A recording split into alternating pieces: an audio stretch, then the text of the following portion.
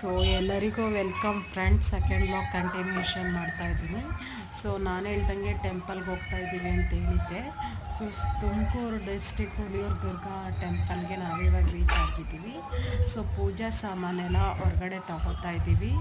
So ಅಲ್ಲೊಂದು short videos footage ಮಾಡಿದೆ.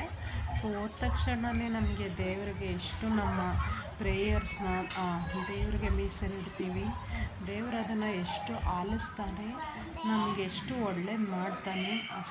So ಎಲ್ಲರೂ ಕಾರಿಂದ ಹೊರಗಡೆ ಬರ್ತಾಯಿದ್ದಾರೆ, 4 ವೀಲರಿಂದ. ಸೊ ನಾನು ಅದೊಂದು ಕ್ಯಾಪ್ಚರ್ ಮಾಡಿದೆ. ಸೊ ಈಗ ಶಾರ್ಟ್ಸ್ಗೆ ಚೆನ್ನಾಗಿರುತ್ತೆ ಅಂತ.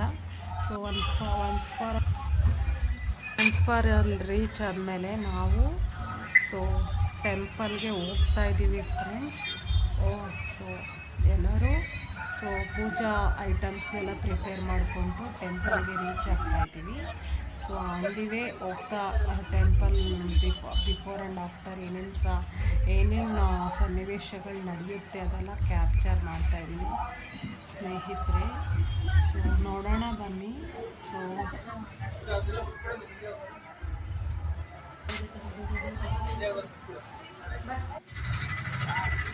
ನೋಡೋಣ ಬನ್ನಿ. ಸೊ ನಮ್ಮ ತಂದೆನೂ ನಿಧಾನಕ್ಕೆ ಮಾಡ್ಕೊಂಬರ್ತಾಯಿದ್ದಾರೆ ನಮ್ಮ ಸಿಸ್ಟರ್ ಜೊತೆ. ಸೊ ಏನೋ ಒಂದು ಅಹಿತಕರ ಘಟನೆ ಕೇರ್ಫುಲ್ಲಾಗಿ ಹೋಗಿ ಬರ್ತಾಯಿದ್ದೀವಿ. ಬಟ್ ನೋಡಿ, ದೇವರ ದರ್ಶನ ನಮ್ಗೆ ಯಾವಾಗ ಹೋದಾಗಲೂ ದೇವರು ಒಳ್ಳೆ ದರ್ಶನ ಆಗುತ್ತೆ. ಸೊ ಜನಜಂಗುಳಿ ಏನಿರಲ್ಲ. ಸೊ ನಮ್ಮ ಕುಲದೇವರ ವಿಶಿಷ್ಟತೆಯೇ ಅದು. ನೋಡಿ, ತುಂಬ ರಶ್ ಇಲ್ಲ.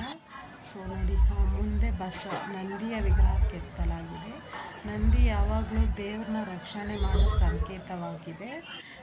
ನೋಡಿ, ಗರ್ಭಗುಡಿಯಲ್ಲಿ ವಿಡಿಯೋ ಕ್ಯಾಪ್ಚರ್ ಮಾಡಿದೆ.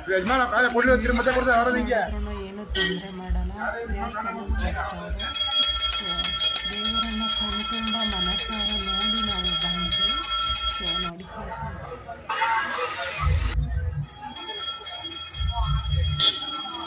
ಸೊ ಆಫ್ಟರ್ ದಟ್ ಕೂತ್ಕೊಂಡು ಸ್ವಲ್ಪ ಹೊತ್ತು ಪ್ರಸಾದ ತಿಂದ್ವಿ.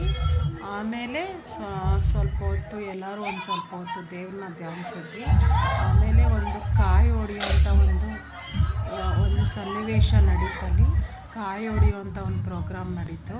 ಸೊ ಆಫ್ಟರ್ ದಟ್ ಲಾಸ್ಟ್ ನಾನು ಹೇಳಲೇಬೇಕು, ಇದು ನಮ್ಮ ಚೈಲ್ಡ್ಹುಡ್ಡಿಂದ ಬಂದಿರುವಂಥ ಒಂದು ಪ್ರಾಕ್ಟೀಸು ಕಡಲೆಪೂರಿ ತಿನ್ನಲೇಬೇಕು.